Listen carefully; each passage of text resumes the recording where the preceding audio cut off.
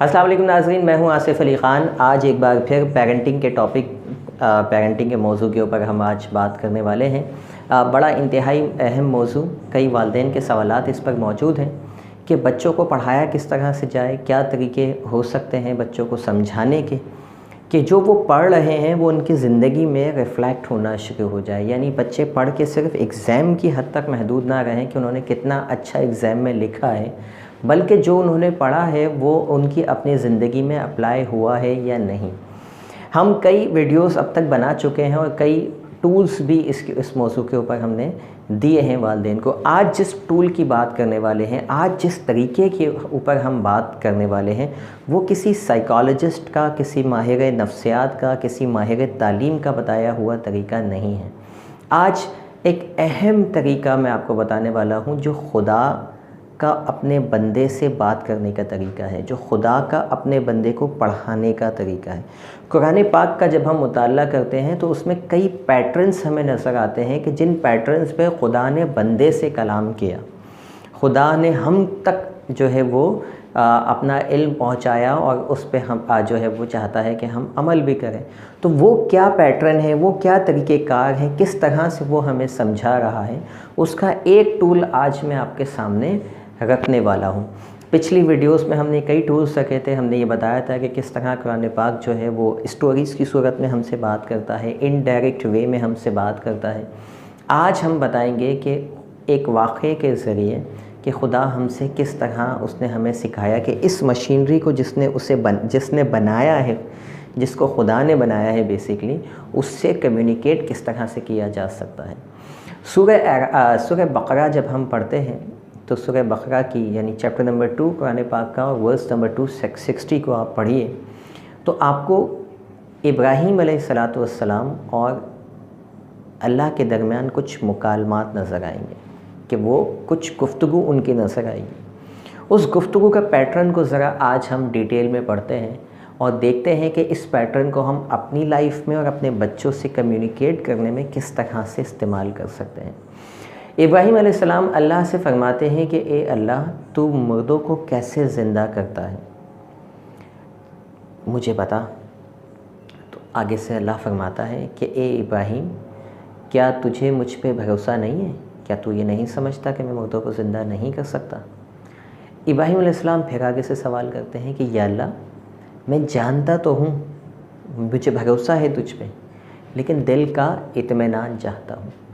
यहाँ हमें कई बातें समझ में आती हैं। सिर्फ इतनी सी बात को अगर मैं इसको थोड़ा सा डीकोड करने की कोशिश कर रहा हूँ तो हमें पता चलता है कि पहली बात तो सवाल उठाना गलत नहीं है। वक्त का पैगंबर अल्लाह से सवाल कर रहा है कि तू मुर्दों को कैसे ज़िंदा करेगा। वो जानता भी है कि मुर्दों को अल्लाह ज़िंदा कर सकता है, लेकिन फिर भी जानने के बाद भी दिल का इत्मीनान नहीं होगा।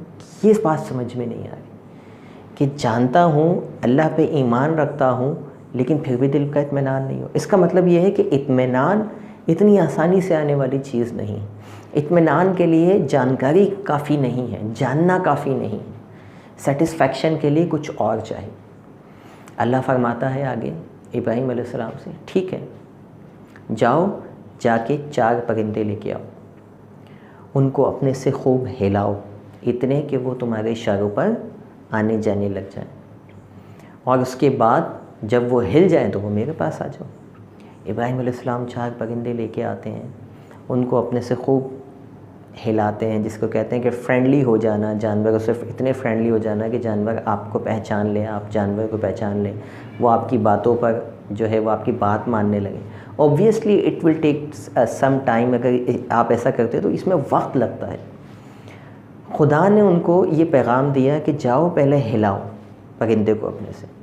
उसके बाद इब्राहीम अलैहिस्सलाम आ गए, फरमाया अब इनके 4 पीसेस कीजिए, यानी एक परिंदे के 4 पीसेस, और चारों परिंदों को के जो गोश्त थे उसको आपस में मिक्स कर दीजिए।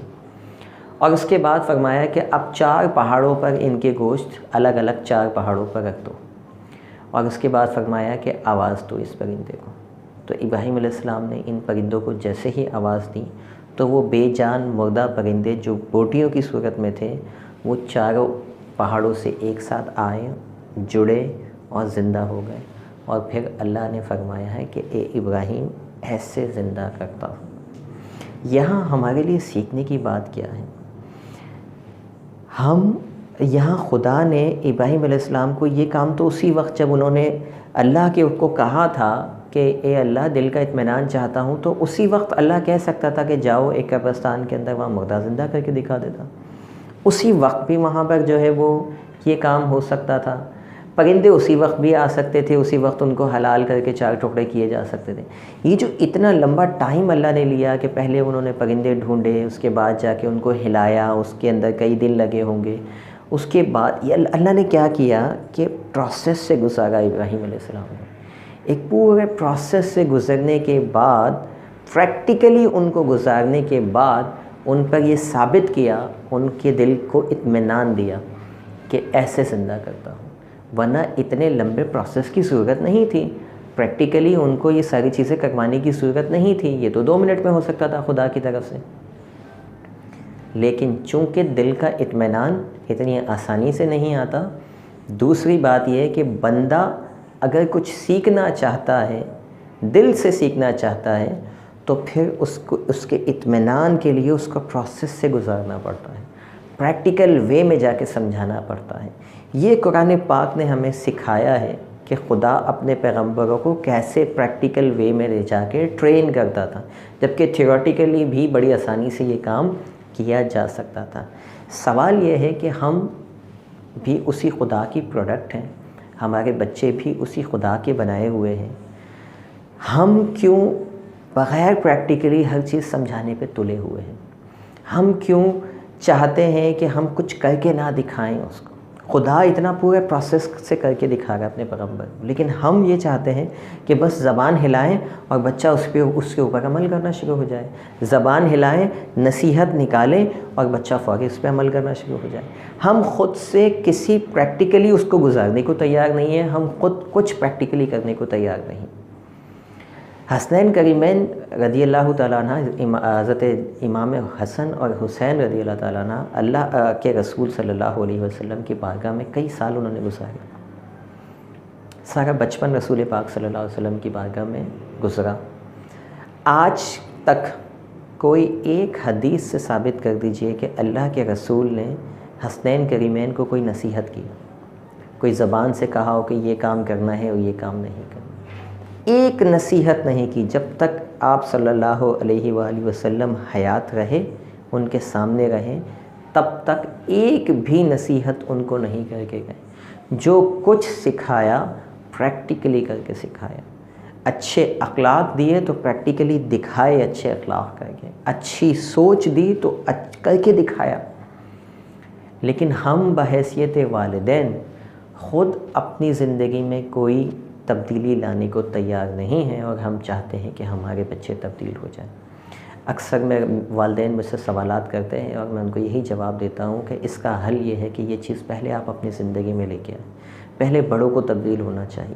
تو وہ کچھ جوابات اس طرح سے آتے ہیں، یہ تو ممکن ہی نہیں ہے، بڑوں کو تبدیل کرنا تو ممکن ہی نہیں ہے، بڑے تو تبدیل ہوں گے ہی نہیں۔ بڑے اس لیے تبدیل نہیں ہوں گے کیونکہ بڑے تبدیل ہونا نہیں چاہتے، بڑوں کو ہم تبدیل کرنا نہیں چاہتے، بڑوں پہ ہمارا رعب نہیں چلتا، بڑوں پر ہم غصہ نہیں کر سکتے، اور یہ سارے پاورز چونکہ ہم ایک ننھی سی جان ایک بچے کے اوپر اپلائی کر سکتے ہیں، تو ہم چاہتے ہیں کہ بس اسی کو بدل کے رکھ دیں، اسی کو اگر یہ پیار سے نہیں مانے گا تو اس کو مار کے بدلیں گے، لیکن اسی کو بدلیں، جبکہ تبدیلی ایسے نہیں آئے گی۔ پریکٹیکلی گزرنا پڑے گا۔ جب اللہ کا پیغمبر پریکٹیکلی گزر سکتا ہے ایک پروسیس سے، تب تو پھر ہم کیوں نہیں گزر سکتے؟ ہم کیوں رول ماڈل نہیں بن سکتے اپنے بچوں کے لیے کہ ہم پریکٹیکلی کوئی کام کریں اور بچہ اسے دیکھے اور دیکھ کے سیکھے اور وہ بھی اس پریکٹیکل کو عمل کرے؟ یا ہم کوئی چیز سمجھا رہے ہیں تو اس کو پریکٹیکلی گزاریں اس چیز سے، نہ کہ صرف زبان سے سمجھا دیا بیٹا صلح رحمی ایسی چیز ہے، بیٹا لوگوں کے ساتھ جو ہے رحم دلی کیا کریں۔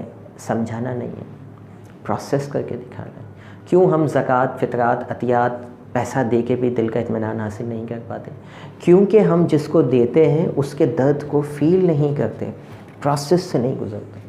ہم کسی بڑے ادارے کو دے دیتے ہیں، لے جا کے کسی ایسے شخص کو دے دیتے ہیں کہ آپ ہماری زکوٰۃ دے دینا، آپ ہماری طرف سے فطرات دے دینا، یہ پیسے لے لو۔ آپ کی فطرہ ادا ہو جاتا ہے، آپ کی زکوٰۃ ادا ہو جاتی ہے، آپ کے اللہ قبول فرماتا ہے، لیکن آپ کے دل کا اطمینان نہیں ہوتا۔ وہ فیلنگ جو آپ کسی غریب آدمی کو جا کے اس کے درد کو محسوس کرنے کے بعد اس کی جو مدد کرتے ہیں، پھر جو یہ اطمینان میں آتا ہے، اس کا نعم البدل نہیں۔ کوشش کیجئے اس واقعے سے، قرآن پاک کے اس واقعے سے کچھ ریفلیکشنز لیجئے اور اپنی زندگی میں اس چیز کو لے کے آئیے۔ پریکٹیکلی اپنے بچوں کو چیزوں کو سمجھانے کی کوشش کیجئے، ان کو پروسیس سے گزاریں، نہ کہ صرف وربلی جو ہے آپ ان سے بات کرتے ہیں۔ اگر کوئی سوال ہو اس ویڈیو سے متعلق یا کسی اور ایشو کے متعلق، آپ ضرور ہم سے پوچھیے۔ ویڈیو کیسی لگی کامنٹ کر کے لازمی بتائیے۔ آپ کے کامنٹس، آپ کے لائکس سے ہمیں بڑا سپورٹ ملتا ہے۔ ہمارا چینل ماشاءاللہ بہت اچھا چل رہا ہے۔ آپ کی سپورٹ کی وجہ سے ہم چاہتے ہیں کہ اس سپورٹ کو آپ مزید جاری رکھیں۔ کئی والدین ایسے ہیں جو ڈیلی بیسس پہ ہماری ویڈیوز دیکھ رہے ہیں، ڈیلی بیسس پہ کامنٹ کرتے ہیں، ہم سے سوالات کرتے ہیں، ہمارے ساتھ انٹریکشن کے اندر رہتے ہیں۔ کئی لوگوں کے تو نیم بائی نیم اب یاد ہونے لگ گئے ہیں۔ تو اس سلسلے کو جاری رکھیے۔ چینل سبسکرائب نہیں کیا ابھی تک تو آپ چینل کو سبسکرائب کر لیجئے۔ مزید لوگوں سے جو ہے وہ ان ویڈیوز کو لازمی شیئر کیجئے جن کو آپ چاہتے ہوں کہ ان کی زندگی میں بھی تبدیلی آئے۔